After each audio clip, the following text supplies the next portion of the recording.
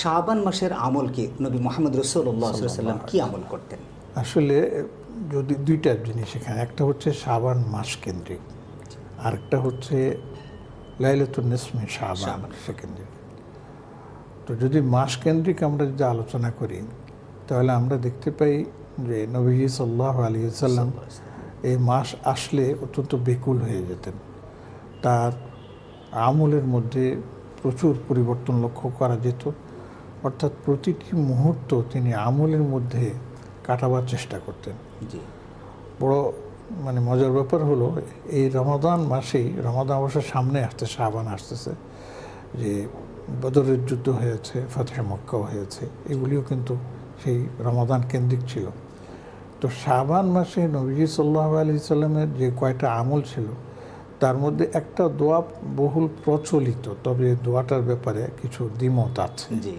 সেটা হচ্ছে যে আল্লাহুম্মা বারিক লানা ফি রাজাবা ওয়া শাবান ওয়া বাল্লিগনা রমাদান। এটার উচ্চারণও ভিন্নতা আছে এবং কেউ কেউ এটাকে বলতেছেন যে নবীজি সাল্লাল্লাহু আলাইহি ওয়াসাল্লাম এটা সবসময় বলতেন না। আসলে দেখা যায় এই ধরনের দোয়া তিনি করেছেন বলে খুব সঠিক পদ্ধতি অথেন্টিকভাবে পাওয়া যায় না।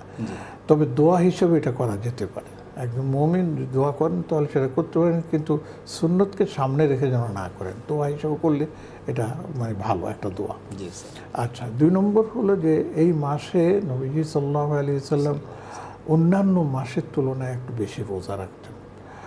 দেখা যায় হযরতে আয়েশা সিদ্দিকা রাদিয়াল্লাহু তাআলা আনহা আম্মা জানের থেকে আমরা বর্ণিত পাই যে তিনি বলেছেন যে আমাদের প্রিয় নবী অনেক সময় শাবান মাসে এত বেশি রোজা রাখছেন যে আমরা মনে মনে ভাবতাম যে উনি বোধহয় পুরোটাই রেখে দেবেন।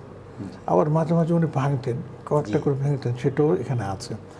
তো এর দ্বারা যেটা প্রতীয়মান হয় সেটা হচ্ছে যে তিনি এই শাবান মাসে অনেক রোজাগুলি তিনি পালন করতেন। তবে নবীজি সাল্লাল্লাহু আলাইহি ওয়াসাল্লাম আমাদের জন্য একটা নির্দেশনা দিয়েছেন যে তোমরা 15 তারিখের আগে পর্যন্ত বেশি রোজা রাখো, কোনো আপত্তি নেই, কিন্তু শেষের দিকে আবার রোজা একটু কম রাখবা, কারণ সামনে রমাদান আসছে, যদি দুর্বল হয়ে যায় শরীর তাহলে রোজা রাখতে সমস্যা। আবার শেষ দিকে এসে 29 তারিখ বা 30 তারিখে রোজা রাখার ব্যাপারেও তিনি আমাদেরকে সতর্ক করেছেন। তো এটা হচ্ছে তাদের জন্য যারা এই নতুন রোজা রাখার শুরু করছে, তাদের একটা আমরা বলবো পূর্ব প্রস্তুতি হিসাবে।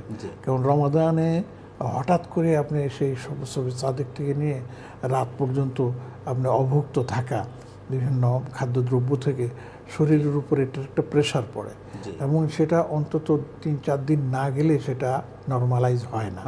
তো এই জন্যই আমাদের নবীজি সাল্লাল্লাহু আলাইহি ওয়াসাল্লাম আমাদেরকে বড় সুন্দর দিয়েছেন, পরামর্শ দিয়েছেন, নির্দেশ দিয়েছেন যে তোমরা 15 তারিখের আগ পর্যন্ত রাখো, 15 তারিখের আগে কম রাখো, যেন তুমি ক্লান্ত হয়ে না পড়ো, তুমি যেন শ্রান্ত হয়ে না পড়ো, রোজা রাখার ক্ষেত্রে যেন তোমার কষ্ট না হয়।